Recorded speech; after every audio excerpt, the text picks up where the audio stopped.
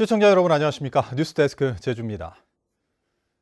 최근 LH 직원들의 수도권 신도시 투기 의혹이 국민적 공분을 사는 가운데 제주도가 공무원을 대상으로 제2공항 예정지에 대한 부동산 투기 여부를 조사하기로 했습니다. 하지만 다른 사람 명의로 부동산을 매입한 행위는 조사 대상에서 빠져 실효성에 의문이 제기되고 있습니다. 박주영 기자입니다. 제2공항 예정 부지가 서귀포시 성산읍으로 발표된 것은 지난 2015년 11월. 그런데 입지 발표 전 성산읍 토지 거래에 수상한 움직임이 포착됐습니다. 1년 전 3천여 건이던 토지 거래가 6천여 건으로 갑절넘게 늘어난 겁니다. 입지 정보가 사전에 유출됐는지 부동산 투기가 있었는지 전면적인 수사가 필요하다는 시민단체들의 주장이 터져나온 가운데 제주도가 전 공직자를 대상으로 투기 의혹을 조사하겠다고 밝혔습니다.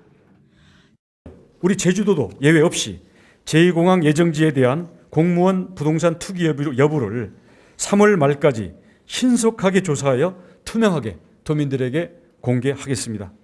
서귀포시 성산읍 지역에서 제2공항 예정지 발표를 전후로 이뤄진 부동산 실거래 신고 자료와 개인정보 제공에 동의한 공직자 이름을 대조하겠다는 겁니다. 거래자 중에 공직자가 확인되면 감사위원회에 통보해 업무 연관성 등을 조사하고 투기 여부가 확인되면 징계 조치한다는 방침입니다.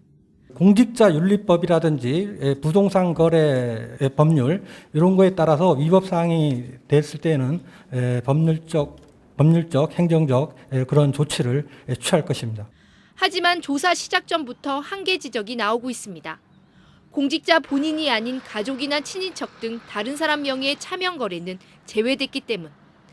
LH 직원들의 투기 의혹 제기 이후 공직자와 퇴직자는 물론 직계가족과 형제자매까지도 조사 대상에 포함해 투기가 확인되면 고발하겠다고 밝힌 경기도와 대조적입니다.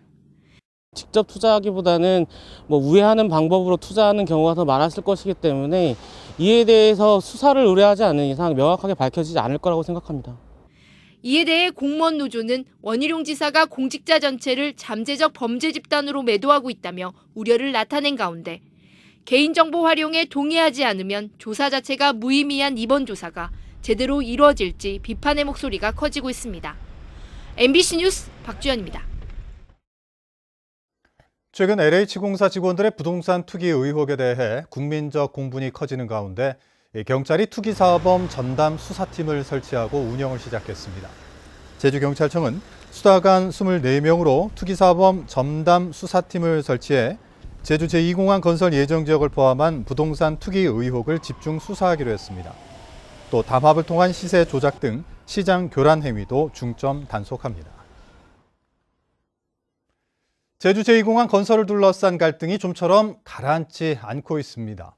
찬성과 반대 양측 모두 상대방이 갈등을 부추긴다며 강하게 비판하고 있는 가운데 정부의 최종 결정이 쉽지 않을 것이라는 전망이 나오고 있습니다. 조인호 기자입니다. 제2공항 건설 백지화를 촉구하기 위해 제주를 방문한 정의당 심상정 의원.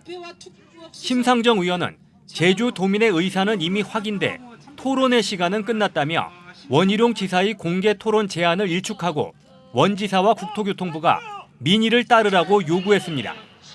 원희룡 제주도지사가 민의를 거스르며 갈등을 부추기고 있습니다. 또 주무부처인 국토부도 자신의 책임을 요리조리 회피하고 있습니다.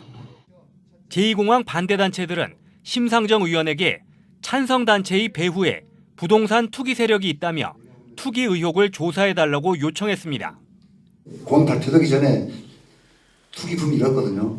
정보 들어보면 그때 와서 땅 먹고들 계속 사고 그냥 물밀듯이 들어와서 땅 사는 사람들 많습니다. 그 사람들 그냥 사진 않았을 거 아닙니까? 제2공항 찬성단체들은 더불어민주당 박원철 홍명환 도의원이 갈등을 조장한다며 의원직 사퇴를 요구했습니다. 이들 도의원이 여론조사를 공정하게 관리한다면서 실제로는 SNS와 예산심사 권한을 이용해 제2공항 반대운동에 앞장섰다는 것입니다. 여론을 호도하고 위임한 것은 아니다. 공정으로 포장해서 뒤로는 온갖 불공정의 일을 남발하라는 권한은 더더욱 아니다. 찬성단체들은 좌남수 제주도의회 의장에게 국토부가 제2공항 문제를 조속히 결정해달라는 결의안을 채택해달라고 요청했습니다. 이거를 빨리 결정해 주십사 하는 촉구 결의안은 할 수가 있을 거예요. 만들어보는 방법 인원해서 이거 의장 마음대로 안 되는 거니까 인원해서 하는 방향으로 나가겠습니다. 하지만 도민 갈등에 정치권까지 가세한 가운데 변창흠 국토부 장관도 LH 투기 논란으로 사의를 표명한 상황이어서 국토부가 쉽게 결정하기 어려울 것이라는 전망이 나오고 있습니다. MBC 뉴스 조인호입니다. 제주참여환경연대는 성명을 내고 드림타워 판매 시설은 면적이 3,000제곱미터가 넘는 대규모 점포인데도 제주도가 개장을 서두르기 위해 상권 영향평가서와 지역협력계획서 검토 절차를 누락한 것으로 보인다며 특혜를 중단하라고 촉구했습니다. 또 시민단체의 면적 조사 요구에 제주시는 40일째 측정 중이라는 답변만 하고 있다며 카지노 이전 허가에 대한 도의회 의견 제시를 앞두고 시간 끌기를 그만두라고 주장했습니다.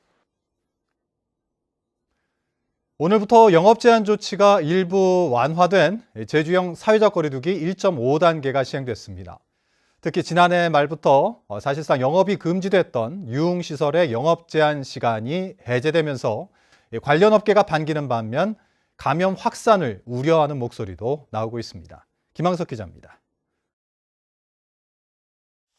제주 시내 한 유흥주점. 출입문 손잡이와 의자를 소독하는 작업이 한창입니다. 방역수칙 준수를 전제로 영업 제한 시간이 풀리면서 사실상 석 달 만에 영업을 재개할 수 있게 된 겁니다. 근래에는 문을 닫고 있다가 정상 영업이 가능하다고 하니까 어느 정도 예약 손님들 들어오고 장사할 수 있는 여건 되고 해서 단란주점과 유흥주점 등 유흥시설 5종의 영업이 금지된 것은 사회적 거리두기가 2단계로 격상된 지난해 12월. 지난달 15일 1.5단계로 완화되며 밤 10시까지 영업이 허용됐지만 밤 10시 전 손님이 거의 없는 유흥시설은 사실상 영업 중단이 이어져 왔습니다. 하지만 룸당 4명 제한과 룸과 테이블 사이 이동 금지, 전자출입 명부 필수 사용 등의 핵심 방역 수칙은 반드시 지켜야 합니다. 노래는 한 사람만 부를 수 있고 춤추기도 금지되는데 위반 업소에는 원스트라이크 아웃제가 적용됩니다. 손님들 들어오시면 열 체크, 명단 체크, 저희 종업원들 마스크나 기본적인 정부에서 정하신 이 수칙은 철두철미하게 지키려고 노력 중입니다. 일부에서는 유흥시설 영업시간 제한이 해제되면서 감염이 다시 확산될 수 있다는 걱정도 나옵니다. 막 흥청망청 묵으면서 또 마스크도 안 쓰고 하면 또 퍼질까 그것도 걱정되지. 한편 5명 이상 사적 모임 금지는 2주 연장됐지만 양가 가족이 모이는 상견례와 직계가족 모임은 8명까지 허용되고 돌잔치도 전문점의 경우 4제곱미터당 1명 조건으로 허용됩니다. 오늘도 감염 경로가 확인되지 않은 신규 확진자 1명이 추가로 발생하며 누적 확진자가 610명으로 늘어난 제주. 방역당국은 보름 연속 확진자 발생이 이어지고 있다며 사적 모임 제한 등 방역수칙 준수가 확산세 차단에 무엇보다 중요하다고 강조했습니다. MBC 뉴스 김항섭입니다. 코로나19 화이자 백신이 오늘 제주에 도착했습니다. 제주도는 화이자 백신 1,800회분을 실은 전용 화물차가 오늘 오후 배편으로 제주항에 도착해 제주대병원과 제주의료원, 서귀포의료원 3곳으로 이송했다고 밝혔습니다. 이번에 도착한 화이자 백신은 내일부터 도내 코로나19 환자 치료 전담병원 3곳에 의료진 1,800여 명을 대상으로 접종이 이루어지는데 화이자 백신의 유효 기간은 해동 이후 120시간으로 안전한 접종을 위해 나흘 안에 접종을 마쳐야 합니다. 난방도 안 되는 비닐하우스에서 생활하던 외국인 근로자가 추위에 숨지는 등 외국인 근로자들의 열악한 주거 실태가 알려지면서 정부가 개선 지침을 내놨습니다. 그런데 농어촌 일부에서는 현실과 동떨어진 행정이라며 반발하는 목소리가 나오고 있습니다. 오승철 기자가 보도합니다. 서귀포시 성산읍의 양식장 관리사, 냉난방 시설이 갖춰져 있고 외국인 근로자의 개인 침실도 마련되어 있습니다. 스리랑카에서 온 쿠산사 씨도 다른 직원들과 생활하는데 큰 불편함을 느끼지 못하고 있습니다. 크게 불편한 건 없어요? 여기 생활하시는데? 없어요. 하지만 앞으로 관리사에서 외국인 근로자들이 생활할 수 없게 됩니다.